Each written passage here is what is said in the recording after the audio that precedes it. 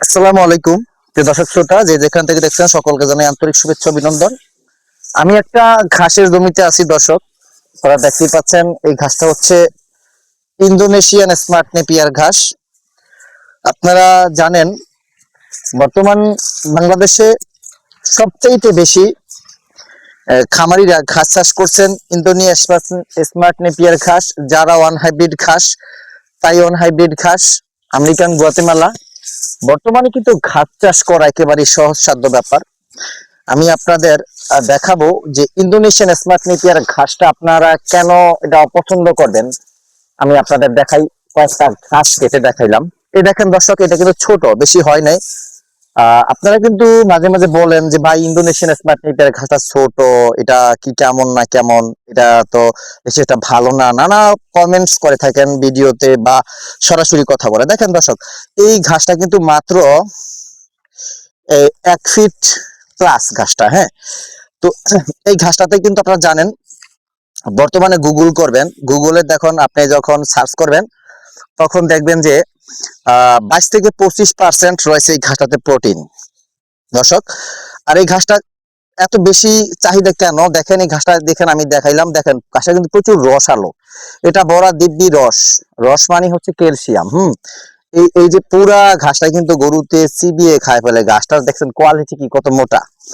এরকম গাছ দর্শক, একটা দুইটা, মাত্র 2 থেকে 3টা ঝাড় একটা গাভীর জন্য যথেষ্ট, পারফেক্ট।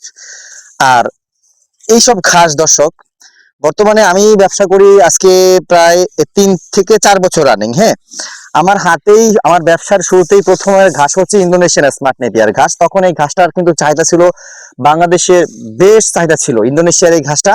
তখন আমরা 1 পিস কাটিং বিক্রি করতাম 3 টাকা, এখন কিন্তু 1.5 টাকা, 1 টাকা 80 পয়সা ছিল। বাট এখন মাত্র, আমি রমজান উপলক্ষে মাত্র 1 টাকা করে কাটিং বিক্রি করতেছি। আর এই ঘাসটা কিন্তু আমার 3 বছর আগের দর্শক, প্রায় 4 বছর রানিং, 3 বছর তো অতিক্রম হয়েই গিয়েছে।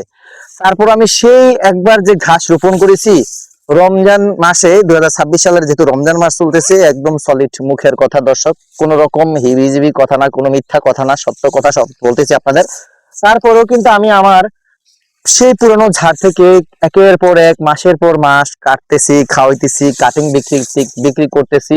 মানে মনে হয় যে একটা আল্লাহর অশেষ রহমত, যেটাকে বলা হয় সূর্যের মতো শক্তি। আমরা জানি মানে অনবায়নযোগ্য শক্তি, যেটা হচ্ছে আপনার ফুরায় না। ঠিক আছে, যেমন সূর্যের আলোর এই যে রাসায়নিক, এই সূর্যের থেকে আমাদের সৌরশক্তি আমরা পাই, এটা কিন্তু ফুরায় না। আমরা সূর্যকে ব্যবহার করে শক্তি কাজে লাগাই, আমরা যুগের পর যুগ আমরা যেমন এটা থেকে আমরা সূর্য শক্তিটা ব্যবহার করে আমরা বিভিন্ন কাজে লাগাইতে পারি। আমি মনে করি সেরকম না, তারপরেও কমও না ঘাসের জগতে হিসেবে।